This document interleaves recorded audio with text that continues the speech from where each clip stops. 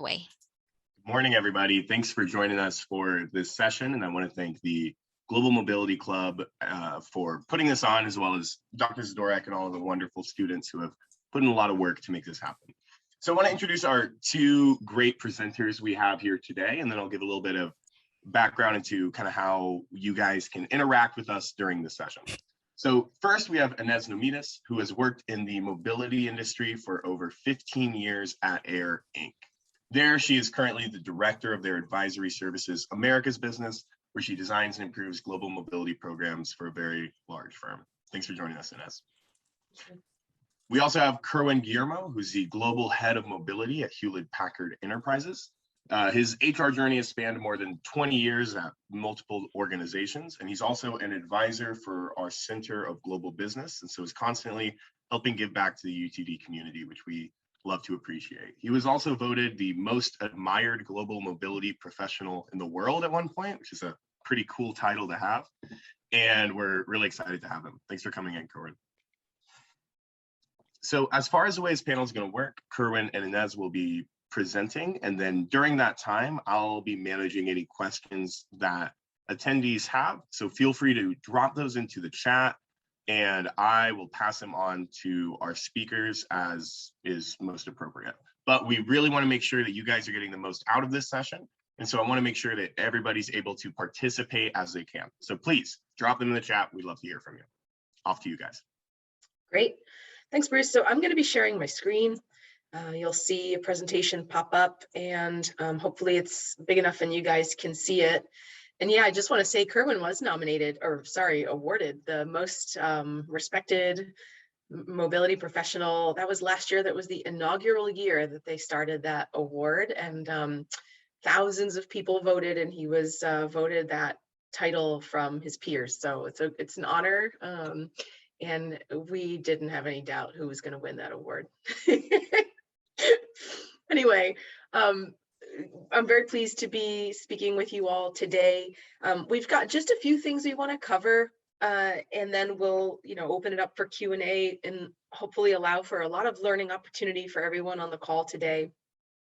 But I think what we really want to talk about is the sort of middle piece on here. This is titled Advanced Mobility Practices, because HPE and Kerwin leading HPE in his role as the head of mobility is really doing some pretty unusual and market leading stuff in the mobility space for HPE.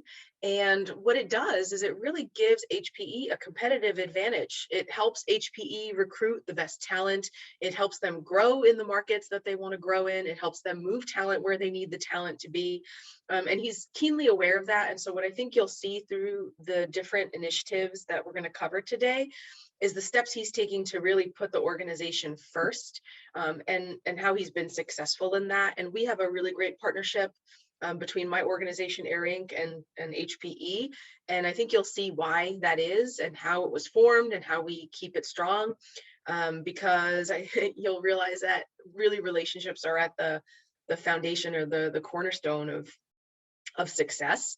And so you'll see that, hopefully we'll highlight that well in this presentation. But I'll start with just a quick overview of AIRINC. Kerwin, anything you want to say before we get started? This is a joy for me to be able to do this. Grateful for the opportunity. Absolutely. We've had a lot of fun, and it's a joy to share that with the rest of the audience right now. Thank you. Excellent. Thanks so much, Kerwin.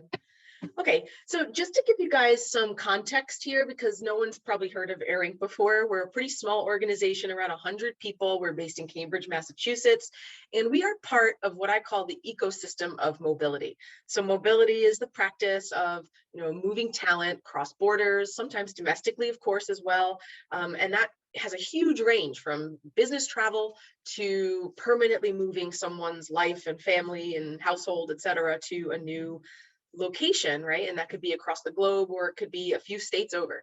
So it has a huge spectrum, and there's a lot of different pieces that go along with doing that. Think about if any of you have ever moved before.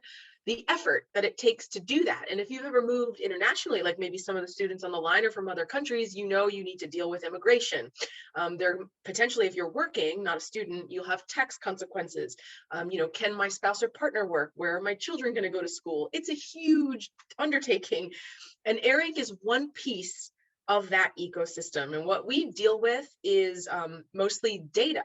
So when an organization, like let's say, I don't know, HPE, sends someone like Kerwin, for example, from one country to another, they need to know, is he going to want to take that job because it's competitive? And what do we need to pay him as far as not only compensation, but some allowances to make sure that he's not worse off? Because if someone's worse off when they make a move, they're going to either complain or they're going to leave the organization, and that's a talent issue, right? So AIRINC fills that that sort of hole in moving people, of figuring out, hey, how do we keep these people whole? Or what is the best way to move them? Maybe we don't need to keep them whole. Maybe we're just moving them permanently. How do we do that, right? So it's all about solutions around moving people from a data perspective, a best practice perspective, et cetera. So that's what we do. And I fit into this space in the organization in the advice column over here, because we have calculators and tools that deal with the data, but then we also need human beings like myself to sort of guide our clients through all the different solutions that are available to pick the ones that work best for the organization. And that's really important because there's a lot of choice and a lot of options out there. So we want to make sure that our clients are choosing the things that are best for them. Okay, so that's what AIRINC does. We're a data advice technology company. We've been around since 1954, and you know, we've evolved over the years as the mobility sort of function and industry has evolved.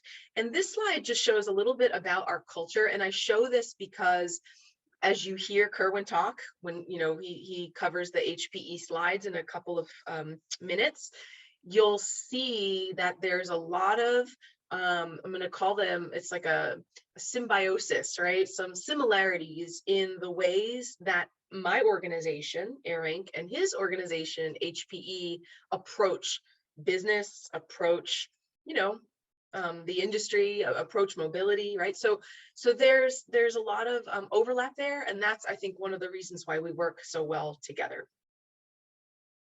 Our slogan is listen, partner, deliver. So that's really important to us. Listening, you think, is a passive thing, but really it's quite active, right? Because what we're doing there is trying to really get to the bottom of what the issues are for an organization, come up with solutions that'll work, challenge thinking, right? And present things that will be efficient for an organization. And the partnership is really important to us, is that we're not just telling you what to do, that we're presenting you with ideas, walking you through that, helping you choose what's best for you. And the delivery is also very important because we actually follow through, right, with the things that we're suggesting. So that's our approach. And this is how we help organizations like HPE improve their programs, build new features, you know, highlight things, help people, help the organization, the business, recruit talent, and keep them. So this is sort of our approach and our culture, our personality as a brand. I'm sure many of you in the business studies space are looking at branding and things like that. So I thought I would share this as sort of AIRINC's foundation. All right, Kerwin. Okay, so for Hewlett Packard Enterprise, I believe that every journey starts with why. When I took on this job, again, for me, it'll be a lot more, a lot of storytelling.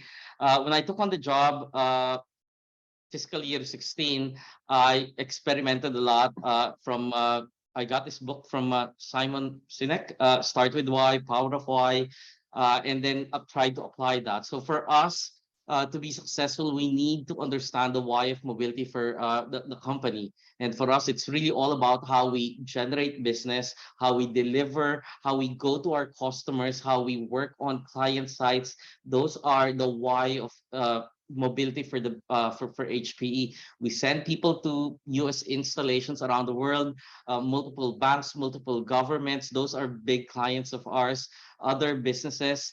And then when I looked at the data as well, part of the why of mobility for us is really, are we able to provide business solutions where there are gaps in terms of talent need, demand and supply, moving people to where they are needed. And then at the same time, having the employees at the center and the business at the center of everything that we do. We want to be able to offer them experiences. So I'll raise this anecdote that I heard from one of those mobility conferences. One company was talking about how they wanted to give like your Disney World, Disneyland type moment when they move people. And I thought that was nice, but I don't. That's not us. That's not me. I don't want them to give them that moment, that experience once in their life, make a wish thing type, and then remember that once upon a time I was happy. So for us it became a little bit different. It's about bringing people, mobility allows them access to possibilities that would otherwise not be available had they not been provided our service. And that's something that resonates personally for me. And we thought that if we're doing this good enough internal for our internal customers, hopefully at some point we are able to propel the practice forward, to advance the practice. And we'll share with you a few examples today in that journey. Again, with that, looking for breakthrough, what has never been done, made this journey a lot more fun. Mm-hmm. Yeah, it's true. Kerwin, are you planning to share a little bit about, your experience with sort of being an expat yourself and how that helped? Yes, so if I can go to the next slide, it Yeah. actually came into play again, same time, 2016, and I used another book for this, Play to Win, and it believes in setting up what your winning aspirations are. And for me, this is the part where it became very personal for me. My life, my parents came from. I was born Chinese national in Manila. Was naturalized, so mobility definitely made an impact in my life. And then later on in my career, I was having a lot of fun, access to a lot of good roles, good opportunities in Manila, until I was offered a role to move into Singapore. I'm in Singapore right now. That's nighttime. We will close this call at midnight for me. But that move changed the trajectory of my career. It allowed me access to roles that would otherwise not be available from a location like Manila, Singapore being the hub of Asia for us. And being here allowed me access to my current role as well. So it made a difference in my career, and hopefully it makes a difference again for my life, for my next generation, access, for my daughter to better schools. And for me, that's what mobility, from an aspiration perspective, what mobility does for somebody's career. I know in the audience we have a lot of foreign national students. Mobility allowed you to go into US to study, and it will allow you access to jobs that otherwise would not have been accessible had you not studied in the US. So that became personal for me and part of our winning aspiration. And really, it's about cheesy but paying it forward, being able to give others the same access that I have, and that becomes a real a more personal mission for me. Same thing with the others. Whether aspirations for the business, for the company, and for the market, mobility community. That's why I spend a lot of time with Professor Sidoric doing all of these. How we met, I was engaged a lot in the community. It's really all about the aspirations, because at some point you get to define your KPIs. But at some point, 94%, you don't know what it means anymore. But being able to operate with aspirations allows me to make my decision making easier, simpler day to day. Where do I invest? Will that generate me that type of soundbite from my customers? And that's how we use the winning aspirations. Yeah, I think it's a good call out to talk about approaches here, because if you guys heard Kerwin talk about, his personal experience, how being a mobile employee moving to Singapore opened doors for him that he would not otherwise have had access to, not only him, but his daughter, right? So it does have like a sort of ripple effect. And that is true. And many people experience that. But I think what he takes from that in his job as leading the mobility function at HPE is that he's always thinking about that why, right? Of why we have mobility at HPE, what it does, how it benefits individuals, like human beings, right? And that is what we call an outside-in approach, meaning that he's thinking not from what he does day to day. Oh, I have to make this policy. Oh, I have to approve this exception. It's not about that. It's about how it impacts the individuals that his function is serving. So it's outside in, meaning those people that he's impacting, he puts those people first. And that's different than an inside out approach, which is more like, hey, employees, here's how we're going to move you, right? Let's talk more about what this move is going to do for you is the outside version of this is how we're going to move you, right? Which is an inside out version. So I just want to specify that. And hopefully it took me a long time to really internalize that and the difference, but it makes a huge difference in how just any individual in their work can really put the sort of customer, quote unquote, first. And that's exactly what HPE is doing. And I'm calling that out because that's what AIRINC's approach is too, which is again, what makes our partnership so strong, is that we both have this customer-centric approach.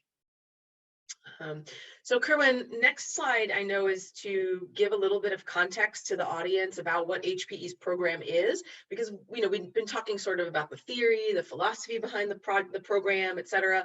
And this is sort of the last slide now, the next one, to sort of set the stage for what your program is and what it does. And then we'll talk about all the different initiatives we've worked together.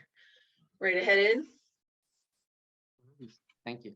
So everything starts with why. So from our program perspective, we started figuring out what are those why, move strategy, goals of every move. Why are we sending people up? To fill talent demand, to generate revenue for us, to do a project implementation. What are those whys? And then the second thing we did was we embraced traditional HR principles. The principle of differentiated investment. I cannot pay everybody the same way because they are valued differently based on what they're expected to do, what their role is, what their goal is. So we believed in differentiated investment tied to the move strategy instead of just giving people a lot of flexibility, a lot of discretion. There's enough of that with boundary conditions, and everything is tied and anchored to the why and the what in terms of how they proceed. My analogy here is, my favorite analogy is, you'd hear of many other programs, many other companies where they design their programs similar to when you go to a buffet, breakfast bar, breakfast buffet, and they may call it core flex. Basically this is your budget. You assemble the tallest salad bowl that you can, and then that's it. For us, we believe in more like going to fine dining, curated menu, 5-course, 7-course, vegetarian option. So we have, again, experts supported by AIRINC, experts within our program, chefs who can curate proper nutrition, well-balanced diet for you, and then that positions you to be successful. And then we give enough flexibility, just like in the restaurants. Can I switch this for that? That is allowed. That's the flexibility, but curated menu, differentiated investment. Mm-hmm. Right. So you can see the differentiation here on the screen. So there's, on the left-hand side are the whys, right? Why are we sending people? And then this is a very simplified, sort of illustration where all those whys are sort of turning into basic, moderate, enhanced, but they don't all, like everything on the left-hand side doesn't equal either basic, moderate, or enhanced. Some of them just equal basic. Some of them just equal moderate, right? But most of them, HPE does something really different, which not many organizations do, which is that most of these sort of move strategies on the left in the green translate to 2 options on the right. So for example, if it's attract talent, that might be moderate or enhanced. If it's retain talent, that might be basic or moderate. So they're always giving the business 2 options to choose from, and there's a different price tag associated with each of those options, right? That's what Kerwin was talking about when he's talking about curating a menu, is he's not just making it a free-for-all buffet that they can pick anything they want. It's curated based on what the market is doing. And that's important because if you don't do that, then the business might send somebody on a very basic package, and the person gets there and they see other expats at other organizations that are getting much more than them, and they say, why is HPE not giving me sort of what everyone else is getting, right, for work I'm doing similar to what another organizational, employee is doing? And that creates an issue. Then they want to leave, right? And that's a retention issue, which is cost for HPE. So it's really important to get the balance correct. And that's what HPE is doing by aligning these move strategies with these different sort of investment strategies on the right. Any other comments about this, Kerwin, before we start looking at the initiatives? And we'll pause for everyone on the line to ask a question as well. I like what you raised. For me, a real case scenario, because I started my career with HP as leading talent acquisition for the region. Competing for talent, poaching a talent from my competitor. If I'm going to go after a top sales guy, top tech person, my investment, right, my appetite to invest in that type of talent recruitment attraction, very different than another talent who's probably, I don't need to spend too much to be able to attract. So that's how we apply differentiated investment. It's situational, it's based on the why. It is all about providing our business enough toolkit, ammunition to be able to compete for talent in the market. Mm-hmm. That's great. Okay, so the next thing we're going to do is look at at 5 of the many initiatives that Kerwin and I have been working on since 2016, 2017 together. There have been many, but we're highlighting some of the, I guess, the flashiest ones, right? The ones that make a biggest splash and the biggest impact. So we'll share those with you. But before we do, Bruce, I just want to check on the chat and see if there are questions from the crowd that we can answer before we start showcasing some of our work. I think we're good right now. I'll keep a handle on it and let you know if we see anything. Okay, and then we've purposefully left time for the end of today's session for Q&A as needed. All right, so I'm going to move ahead and we'll look at the first one, which is called pay for performance, and then we'll go through. There's a slide for each of these. So Kerwin, tell me a little bit about the goal of the pay for performance initiative. Storytelling. When I was running TA, I told you I was competing for talent, and I would go after vulnerable talent. Vulnerable talent for me is described as people from my competitors who have ended their assignment. They were sent back home because they completed their assignment. Those individuals are very likely sent back to the same role, same job after a 2-year stint outside, their payroll country. They are vulnerable. So I go after them, give them competing offer, they transfer. They're valued talent because they received investment from their employer, and then I'm able to get them easy. So because of the sins of my past, I started figuring out how to protect our talent. Specific examples for that type of talent assignment, I would put in pay for performance, wherein at the end, if they at the beginning, understand the goals of the assignment, the why of the move. At the end of the assignment, if you fulfill those goals, you finish the assignment on time, we pay you more money. If you finish your assignment faster than schedule, we'll pay you even more money. But you may not get that money until maybe after 12 months. So it becomes a tool for retention. Sending somebody international one-way transfer, put this in, goal set. 1 year after, if you fulfill those goals and you're still active, not subject to proration, then you get maybe 3 months more pay. Then it becomes harder for our competitors to get those talent because they have to give them like a 3-month sign-on bonus, which is difficult to negotiate. Mm-hmm. So we do things like that to be able to hopefully incentivize productivity. You fulfill your goal fast, based on timing, based on quality, and then we try to defer payment to be able to incentivize retention as well. Yeah, so that's the concept. This is special because this is our first project together. Yeah, it was, yeah. I think 5 years ago, next month maybe, that we started this. And so Kerwin came to us with this goal. You probably heard him just say it's 2 goals really. One was incorporate this culture of performance, which is part of HPE's culture, right? To drive performance, to make sure people are doing their best work.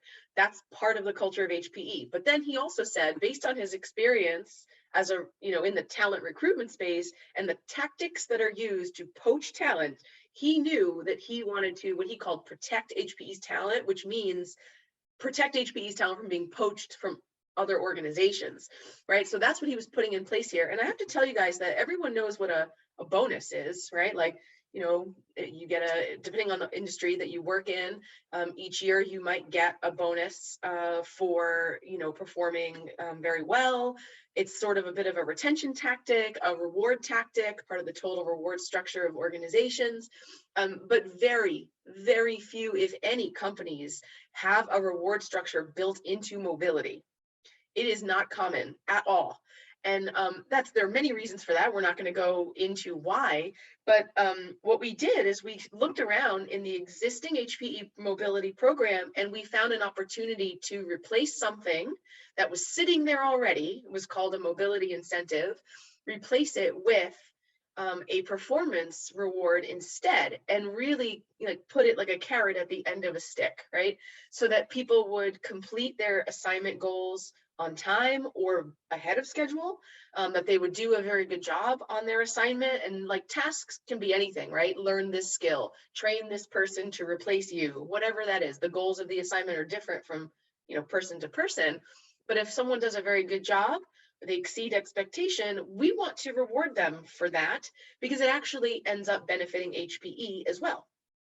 So that's what we did. We built this in, and the comms. Yeah. I wanted to connect again. This is how we partner, how Inez described what AIRINC does. They consult, they do all of this design stuff. And for me as the client, I have an idea. I don't know how to do it. I just know the why. I have an idea, simple idea.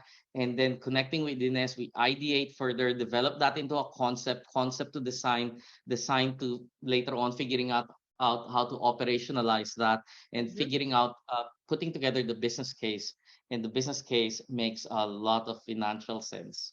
Yeah. So right, because Kerwin's got to take that back to his leadership and get it approved, right? So our job is to come up with some ideas, vet them internally, ask a lot of questions, do a lot of that active listening, refine what we hear and get back from Kerwin and the team, and then present something that is feasible. And so we've got to run cost projections to do that, right? We have to model it out.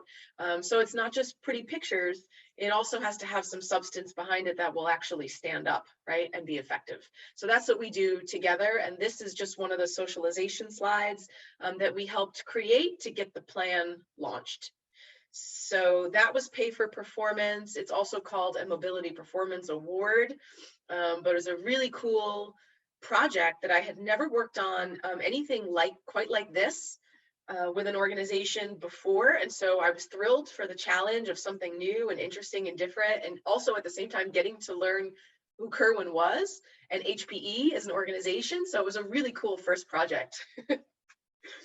Anyway, let's move on to some of the other neat things that we've done. And this is not necessarily in chronological order, but here's employee experience. So Kerwin, talk a little bit about what the goal was for this initiative. So I know traditionally HR always looks at what are my competitors doing? How do I, right? Where are we positioned versus competitors? And then I came across a lot of other ideas on how comp and ben, the practice of comp and ben is done. They figure out what people value, and then they work on those. So I connected with Inez again with that idea, and then to help us figure out how to work on design adjustments of our program. So part of that engagement was Inez, you walk us through what you did, the interviews and focus group and design stuff. Go ahead. Absolutely, yeah, because we, here on the slide, we're just showing what the outcome was. We're not showing the process. It takes a long time to do this. kind of work and there's many steps, and the how isn't as interesting as the what or the why. So I just put the why, which is the goal, and the what in the outcome here. But I'm happy to talk through. We basically set up some interviews and a survey to ask employees what they value about their mobility experience. And we heard back some interesting stuff. And you can see on this slide, this is one of the summary slides. After we did the survey, we were sharing with Kerwin what we learned. And you'd think, oh, they want money, right? Oh, they want cash or whatever. Interestingly, yes, people appreciate having cash, but the reasons behind that are more interesting. So first thing they wanted was, clarity. We want to know the steps of our journey, how this is going to impact us, what to expect, when to expect it, right? That kind of thing. Information was key. Second thing was certain support. Right? So they weren't asking for everything under the sun to move, but certain things were really important, and we highlighted those in green. So some kind of support settling in, some temporary living, and a relocation allowance to cover all these like small bits and pieces that come up, right, when you move. And the last thing is flexibility. So people were basically saying, don't tell me what I need, just help me sort of figure out what it is that I'm going to need, right? So give me some options and let me choose, let me personalize the move. So with this information that we gathered, we were able to recommend some changes to HPE's relocation program and build that into the program. So update it a bit so that the employees had a positive experience. So that's how we did it. Examples. So we started understanding what people value, what they don't value that they're offered. And then we asked Inez as well to tell us what the market is doing, what are the averages, so we can make a decision where we want to be ahead of the market and where we're okay to lag behind or be at par with market.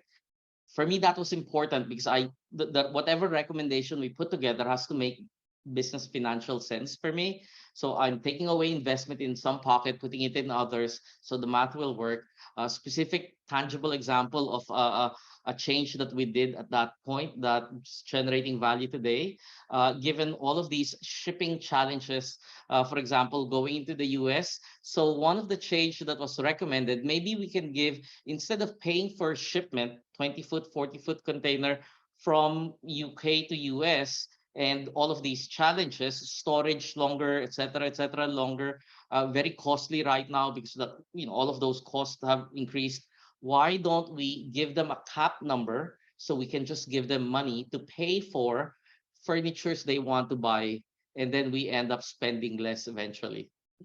So we've accommodated that. Again, many other adjustments were made because of this partnership and how you tinker with design to be able to compete for talent, be at par with market or leading market where you choose to be. Right.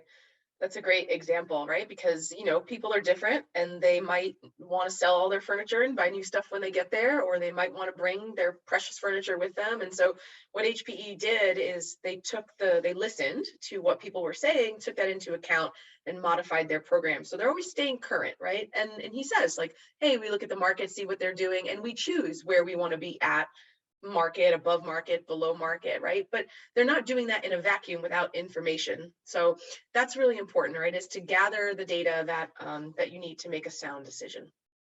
All right, let's look at the next one. Making good mobility decisions. This is very exciting.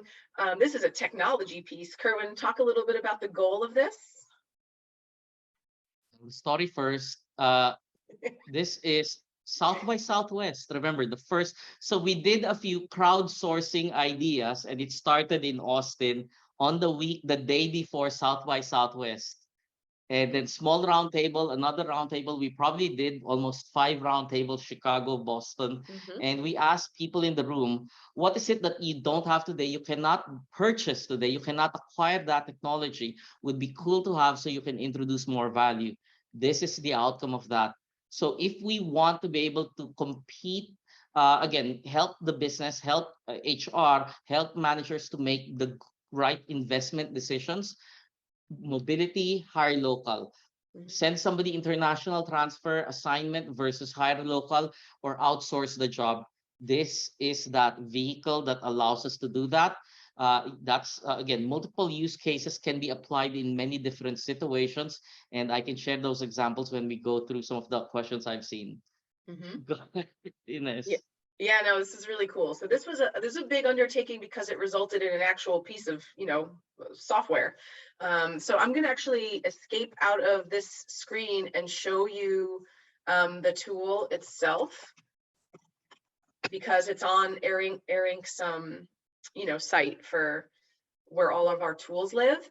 So it says here, and make this a little bit bigger. It says making good mobility decisions, and this is all HPE's branding. And it says, use this guide to understand what the best approach is based on your investment strategies and the move strategy. So it gives a little bit of a background into the different packages of HPE's mobility program here. And it says, after you get the recommendation that this guide is going to provide, we need to run a cost estimate, right? Because we can't, again, make decisions in a vacuum. So that's really important. We're not saying, we are saying, hey, we're going to give you an idea of what this is going to cost, but you still need to go through the proper channels and figure out, what the actual cost is going to be, get that cost approved, etc. So then we go into a regular, questionnaire. Kerwin, do you want me to just go through and pick stuff, or do you want to choose your own sort of path? You decide. Okay. Go ahead. You sure? There are questions where I can provide the response now as you're going through the sample, but walk us through the simulation, and then I'll talk about application. Okay, so I'm going to go from Hong Kong into, let's see, where do we want to go? Let's go to Spain. Why not? Okay, first thing it tells me is that the immigration is going to take 12 to 20 weeks, right? So just you have to acknowledge that, and that's really fun, because if you don't have people acknowledge it, then they might say, I didn't know it was going to take that long, right? So we want to make sure that people are aware of the time it takes to actually get the right paperwork to move properly and compliantly into the country. And now here are the move strategies, and they have hoverovers over them, so you can pick, right, what move strategy. I'm going to say that we're going to attract talent. And then here's the duration. So how long is this assignment going to last? And I'm going to say it's going to be more than 12 months. We're trying to get someone to fill a role in Spain for, the foreseeable future. And what is this level? Let's say they're a manager. So now with just those, I think 4 or 5 questions that I answered, this tool is now pulling from a bunch of different calculators that AIRINC has to measure, what is this going to cost us? What are my options for HPE's perspective, right? So we know what their program is. We can put that out there. And also, what is the impact to the employee if I choose A versus B, right? So when this thing it's pulling a lot of information, so it takes, a few seconds to do that. And then it presents this, and it's saying, hey, you're to this business person that's running this, we think you should send this person on a long-term temporary assignment. Here's the cost. It's going to cost 1.3 times the individual's annual salary for each year that they're on assignment. And if you go with the basic, they're going to get just compliance and minimal support. If you go with the moderate, they're going to get help offsetting incremental costs, but it's going to cost you more, 2.2 times their annual salary. And you have other options. So I don't like these options. I don't want to send this person on assignment. Show me what the alternative approaches are. Well, here they are. You can use a payroll transfer, and here's what that looks like from a cost perspective, as well as what it looks like to the employee, right? So you see this? Not competitive. So you have to make this decision knowing that, sure, you're going to save HPE money, but this person is not going to find this move very appealing, right? So it's basically a ton of information gathering to give the business the power to make good mobility decisions, which is why we call it making good mobility decisions. So a few Kerwin, any areas thoughts on where that? all good. So a few areas where we have already applied some of the use cases. This is the tool, this is the math, this is the logic. This is information simulating stuff.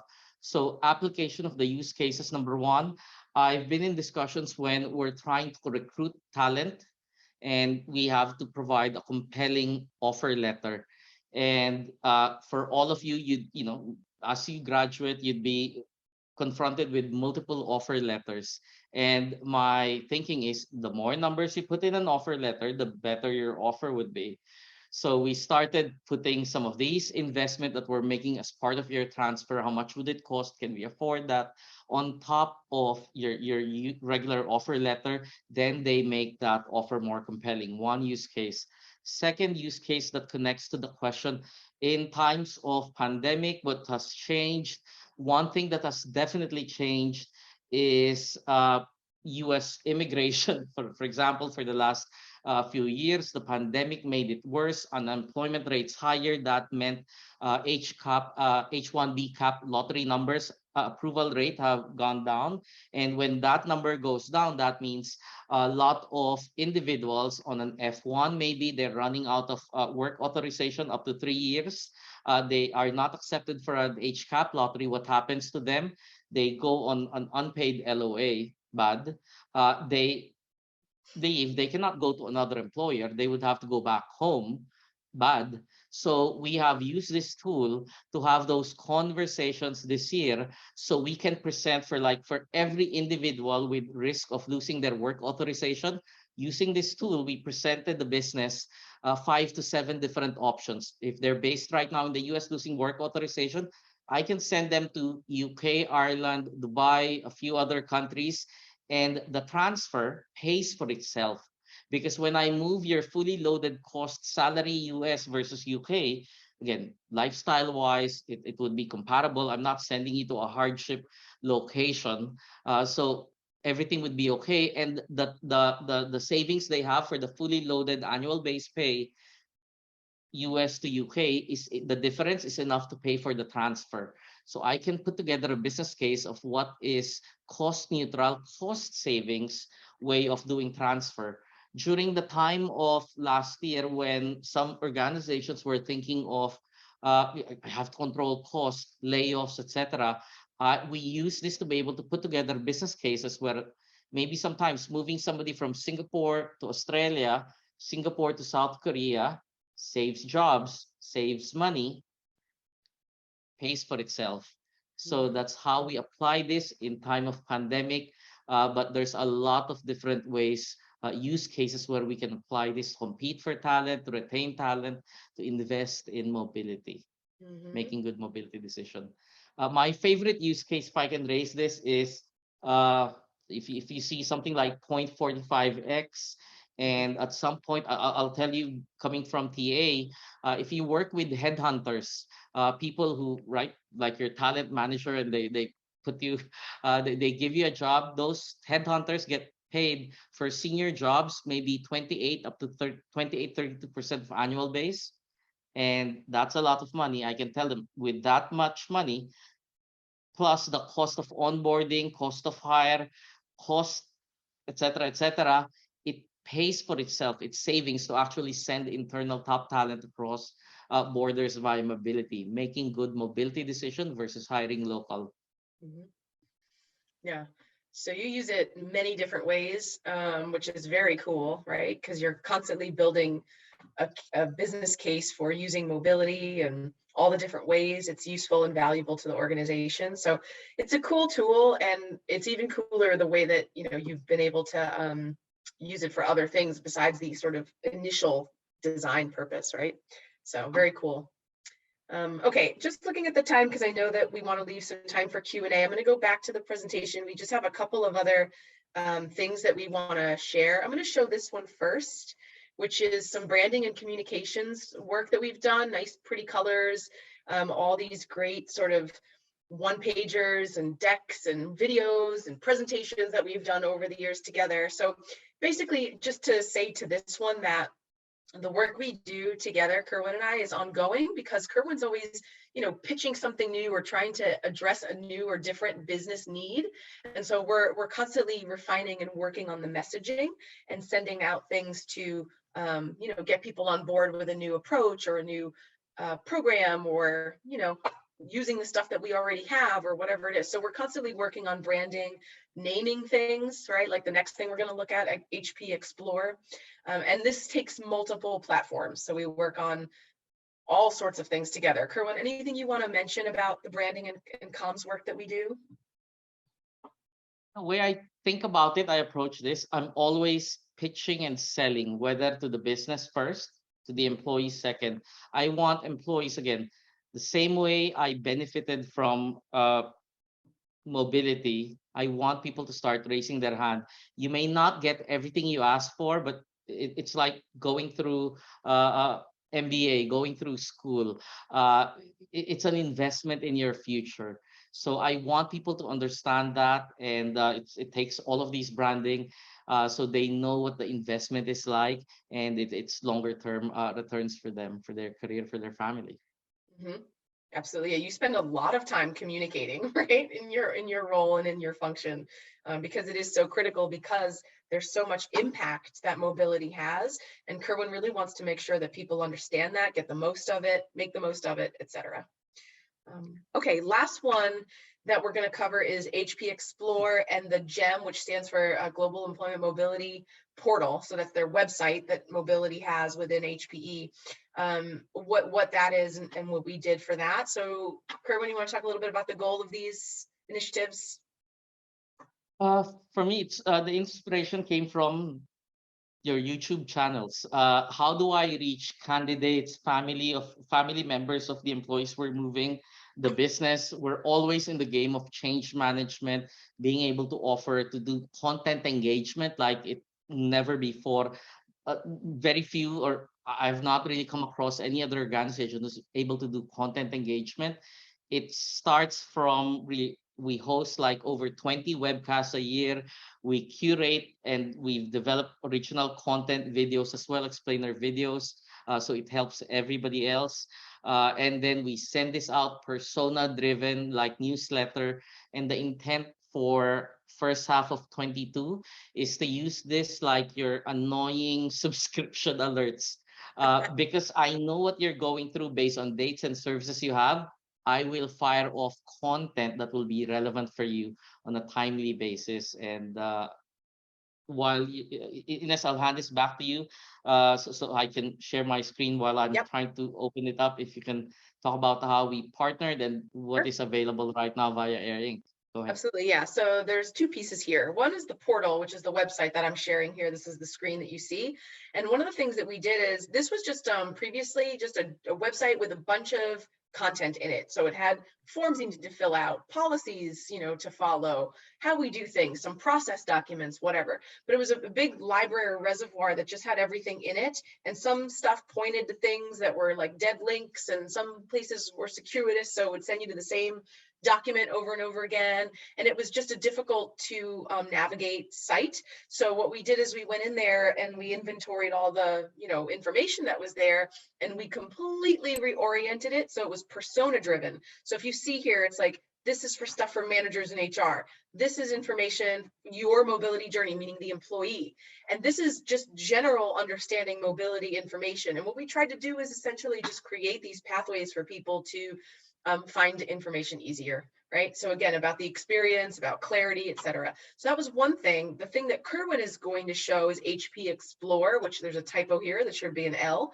But HP Explore is that YouTube video information in bites, like bite-sized information, really oriented for the employee. So I'll stop sharing, and Kerwin, hopefully your screen is ready to share and you can grab it.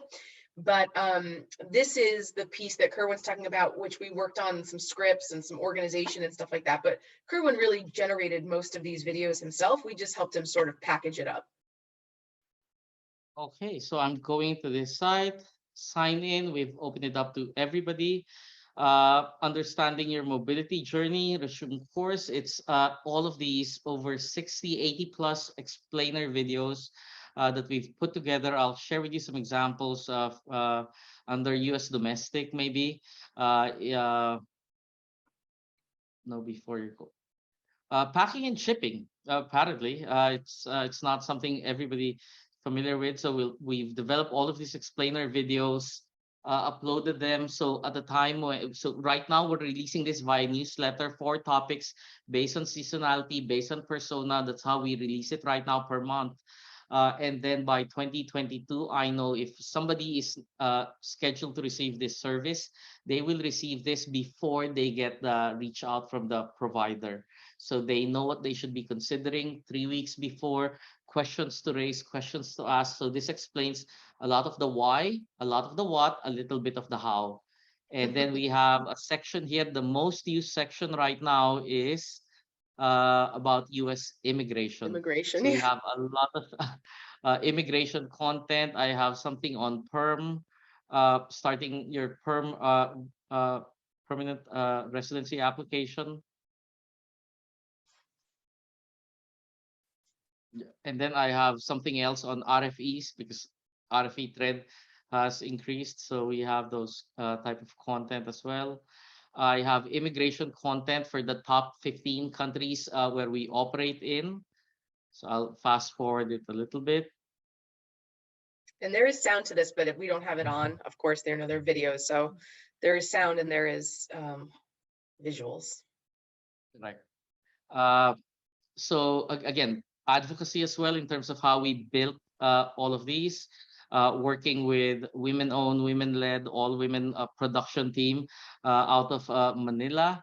One thing I like here is about RFE, request for evidence, something simple, because if, again, a lot of our employees, if they have not heard about this, not received this, they would worry a lot. So as soon as we're notified there's an RFE, we send this video as well to hopefully reassure the individual it's fine. It's just another opportunity for us to make this appeal, to clarify submission, and it doesn't mean end of the road for you.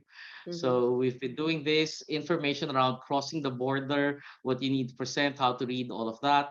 And by next year, our intent is to upload more some of those YouTube videos that I've seen on, interview guides, when you're going for consulate interview, site visits, etc., etc. So we'll plug in some of those additional content later on. But this is what we have right now. I'll pause and open us up for questions. Yeah, absolutely. So we got one that kind of builds off what you were talking about earlier, Kerwin. And Daniel's wondering about, since the pandemic's made it harder to attract talent, how that has kind of changed the strategy for these firms. Specifically, you mentioned going from a buffet style, how that might change the game, considering that it's harder to attract talent currently. And I'll mention to the attendees, please pop in with more questions. We would love to hear from you and make sure our wonderful panelists can provide some feedback for you. Several ways. That's the challenge right now for the team. How can we pivot our program to sort of weaponize that and apply that towards attract, retain, and develop? Specific examples I'm contemplating on right now. At the point of offer right now, candidates, we have opened up access one-on-one with our immigration attorneys, immigration counsel. I said, who does that? What employer does that? At the point you're still a candidate, you're worried about how you will be supported. Spend some time with an immigration attorney. And by the way, at the point of offer, similar to how sign-on bonuses work, we're contemplating and figure out, can we make a commitment at that point to invest in your perm residency? And that's about 25K investment. Will that make a difference? Are other companies doing that? So again, figuring out what others are doing, how can we apply and pivot what we're doing towards attract, retain, and develop? Anything else?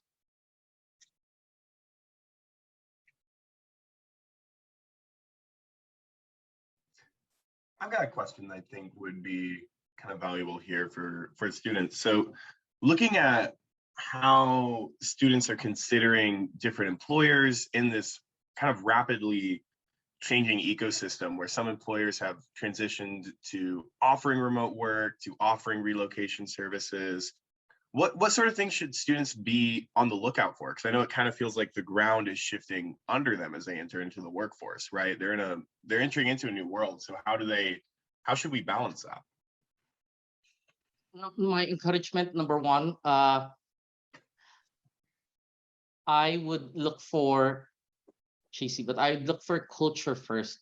What's the environment like in that company? Is that a company, again, well, this will get me into trouble. Company focus on profits versus doing good?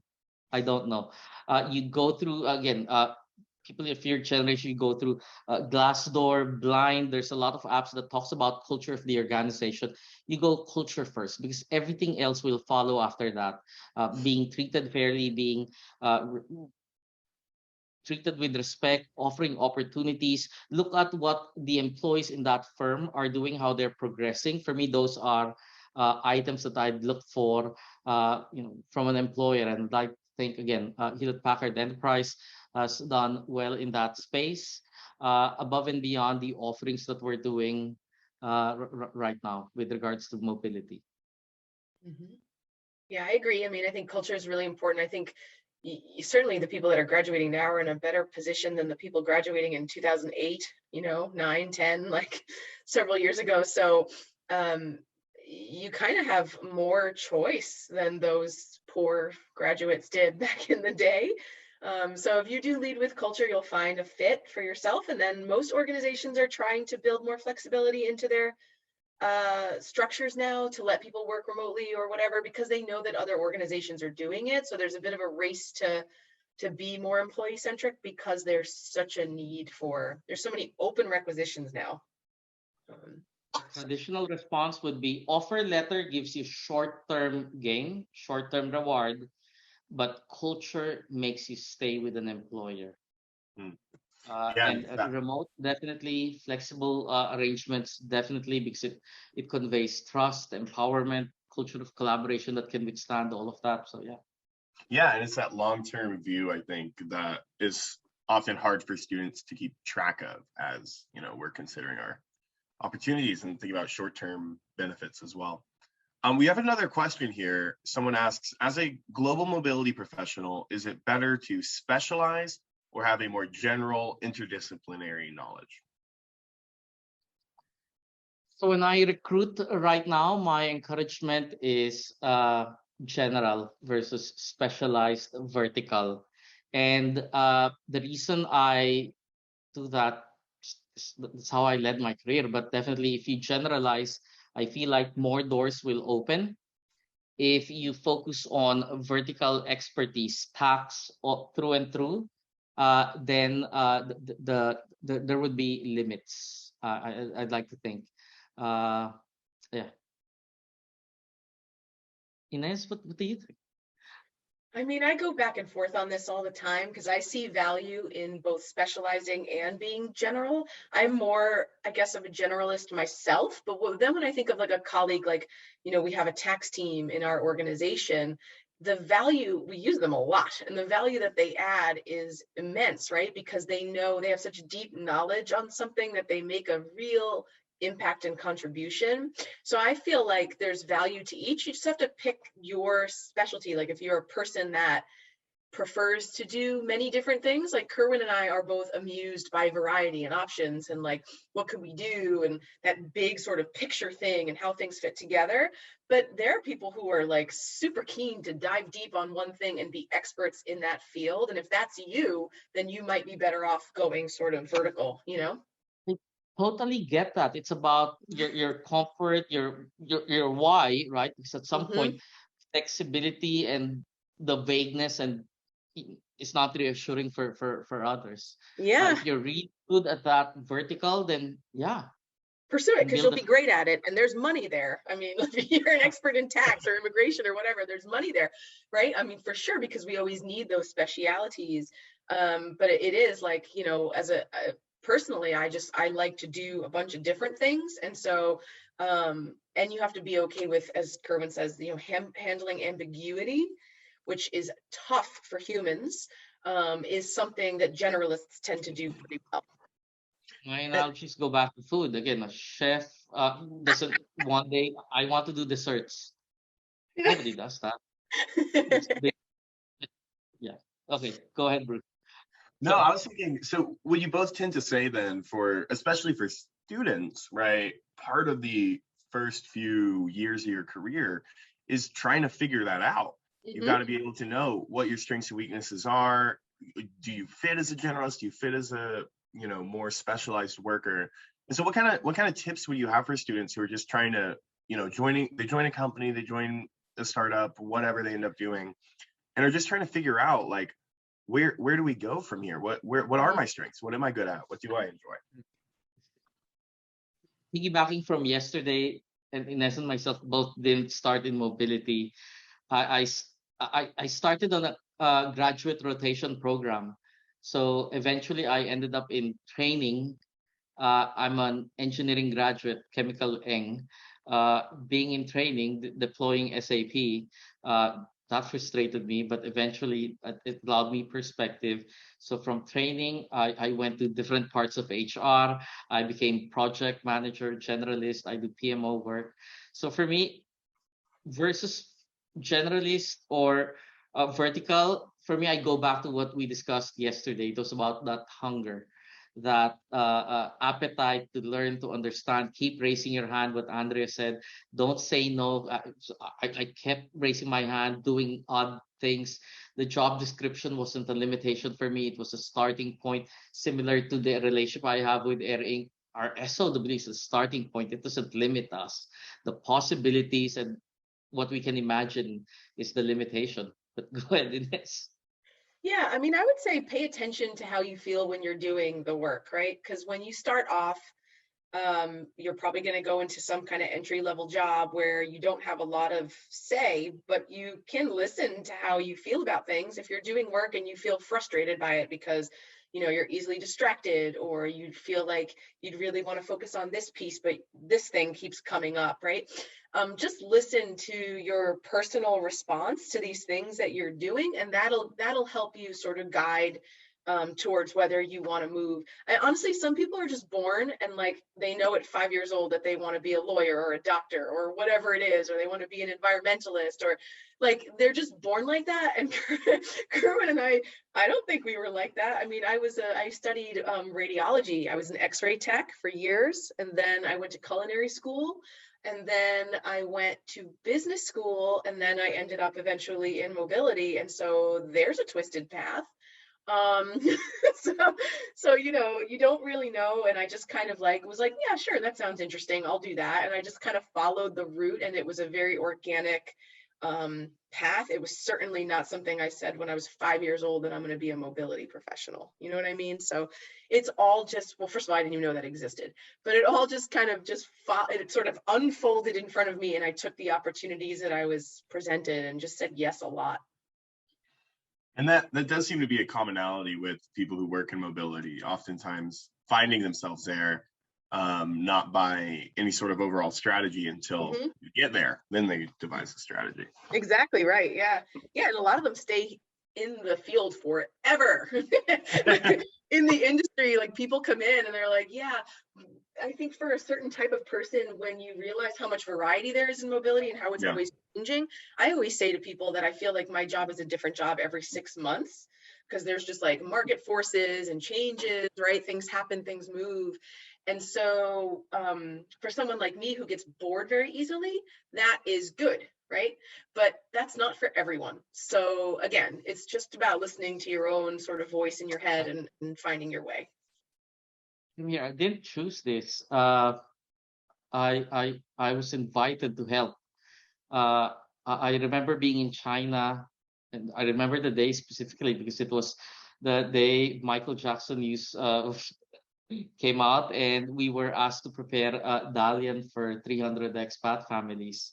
Expat families from Arizona, New Mexico, going to Dalian, tier 3 city in China, one-child policy, looking for housing for Arizona-sized families.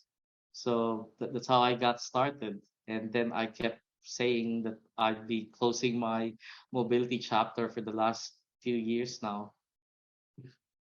But you're still doing it. Still here. Now I'm using the analogy of Michael Jordan. Why would I change? Why would I go play baseball if I'm doing a good job here? Yeah, no need to retire. Exactly. Well, yeah, so there's a couple other questions kind of related to the global mobility industry. So we also have a question of what extra challenges do family needs bring to global mobility? Mm. And I think kind of an angle that might be helpful for the students in this as well is lots of students, really want to have a family and are really prioritizing that. And it's oftentimes hard to do when both parents have a career, and it's possible that they might end up moving one way or the other. And so how do potential employees manage this? There are services right now that's part of those packages. We have multiple of our moves. One strategy was personal request or retention. Those strategies are precisely to allow a trailing spouse, somebody's moving for family, to be able to retain them. So we've accommodated a lot of that in my past. Services on family challenges, special needs. Some people did not want to move because a lot of their connections, family or hospital, doctors, etc. So we have to figure out solutions for those. Right. I mean, I think, it's a decision that the family has to make, of course, right? But there are challenges there, because like two career households, somebody might have to make another choice, put their career on hold for a few years. Like, there's planning involved in some cases, and some organizations just try to make it as easy as possible to make that person say yes. They'll actually hire the spouse, right, to work in some situations so that you can go over. So yeah, there's specific example, I came into Singapore 8 months ahead of my wife and daughter. I was going back and forth Manila every 2 weeks until it became miserable. So we started figuring out how to bring them over as well. Yeah, that's the old American story, right? Like, my grandfather came over from Puerto Rico, and his family didn't come over for 3 years, right? So he just like worked to establish, get a place to live and be able to feed himself and take care of himself before he could bring his family over. That's the old American story. At the end of the day, between the design consult from AIRINC, companies are able to figure out how to make it work. Yeah, absolutely. And hopefully that picture is getting better for employees, as employers gain more capabilities to be able to help employees find what they need, which is massive benefit for lots of people. We have another question as well. Someone asks, how can employees best prepare themselves for a transition to a new location? Well, do your research, of course. Talk to people who have gone before you, right? Get some experience from others. Don't be like too shy to ask others' opinions. Sometimes, we don't want to ask others who've gone before us because we feel like, well, they're different than me, or they have a different experience, or they approach it differently, or whatever. It's worthwhile to get all different perspectives and opinions. So I would just say, look for that as much as you can, but diversify. Don't just go to one source. Get as much information from as many places as you can. So, actual example, we're still moving our headquarters from the Bay Area to Houston, and prior to that, I've done some big group moves as well with my prior employer. It's really a lot of content engagement.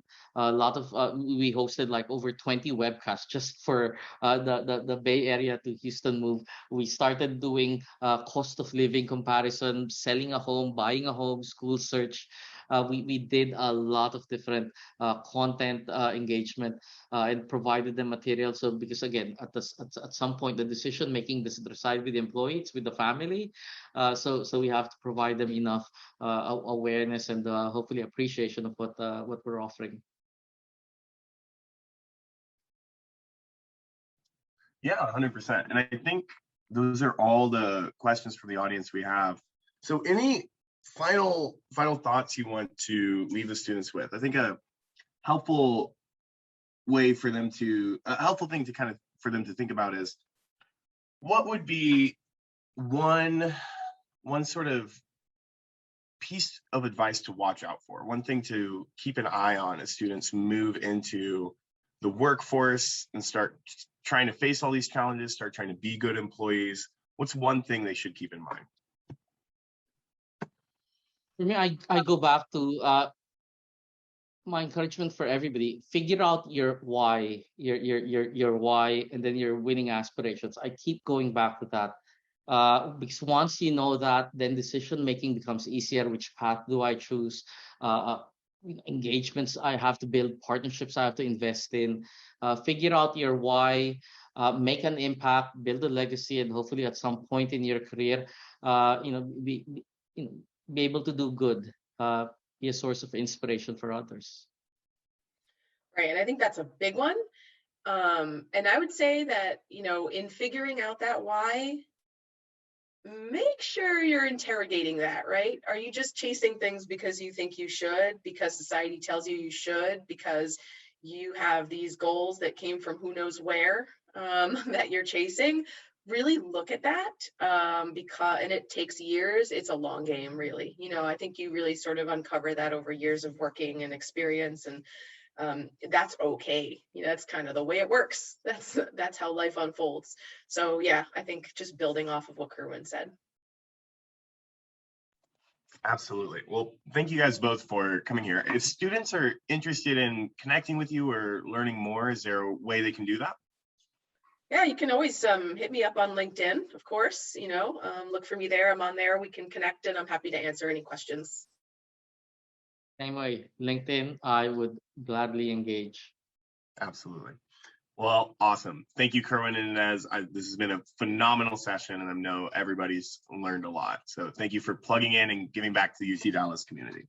Awesome. Thank you. Good luck, everyone. Bye-bye.